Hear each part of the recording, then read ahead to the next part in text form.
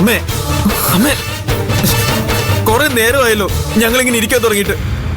VIP ആരും പോകുന്നില്ലെങ്കിൽ ഞങ്ങളൊന്ന് കടത്തി വിട്ടൂടെ? ശരി, നിങ്ങൾ പൊയ്ക്കോളൂ. മഞ്ജു എന്തായി ചെയ്യുന്നേ?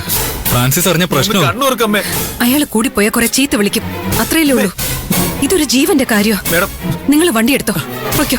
ചേട്ടാ വണ്ടി എടുക്കേട്ടാ, പെട്ടെന്ന് പോട്ടെ. അമ്മേ അമ്മേ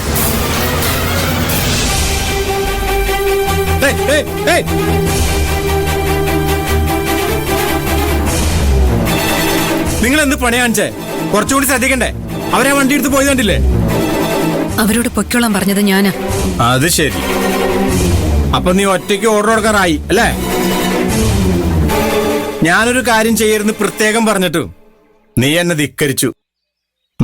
നിന്നെ ഞാൻ കാണിച്ചുതരാം. സാറിനെ ധിക്കരിക്കാൻ വേണ്ടിയൊന്നുമല്ല ഞാൻ അങ്ങനെ ചെയ്തത്. ആ കാറിൽ മരിക്കാൻ കിടക്കുന്ന ഒരു സ്ത്രീ ഉണ്ടായിരുന്നു. എത്രയും പെട്ടെന്ന് അവരെ ആശുപത്രിയിൽ എത്തിച്ചില്ലെങ്കിൽ അവര് മരിച്ചു പോയേനെ. എന്നാ ചത്തുപൊട്ടനെ വെക്കണമായിരുന്നു. എന്തൊക്കെ സംഭവിച്ചാലും സീനിയർ ഓഫീസറെ എതിർക്കാൻ പാടില്ലെന്നാ ഞങ്ങള് പഠിച്ച പാഠം. സീനിയർ ആവശ്യമില്ലാത്ത വിവരക്കേട് പറഞ്ഞ അത് കേട്ടു നിൽക്കാൻ എനിക്ക് ബുദ്ധിമുട്ടാണ്. ഓ, നീ മാധവന്റെ മോളായതുകൊണ്ട് നിനക്ക് എല്ലായിടത്തും ഒരു സ്പെഷ്യൽ പരിഗണനയാണല്ലോ. പക്ഷേ അതിന്റെ ഉങ്ക് നീ എന്നോട് കാണിക്കണ്ട. നിന്റെ സത്യസന്ധതയും ഈ നന്മപരമായിട്ടുള്ള ഈ നടപ്പുമൊക്കെ വെറും അഭിനയമാണെന്ന് എനിക്കറിയാം. എന്തിനാ സാറേ മഞ്ജുവിന്റെ ആത്മാർത്ഥതയെ ചോദ്യം ചെയ്യുന്നത്? എടാ, ഇവളെ സ്വന്തം തന്തയെ കൊന്നവന്റെ കുഞ്ഞിനെ ചോക്കുന്നവളാ. ഇവൾക്ക് ഈ ഡിപ്പാർട്ട്മെന്റിനോടോ യൂണിഫോമിനോടോ എന്തെങ്കിലും കൂറുണ്ടെന്ന് നിനക്ക് തോന്നണ്ടോ?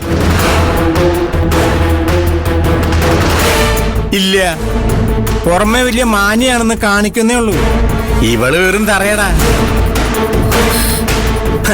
എന്നാലും മാധവൻ സാറിന് ഇങ്ങനെ ഒരു മോളുണ്ടായല്ലോ.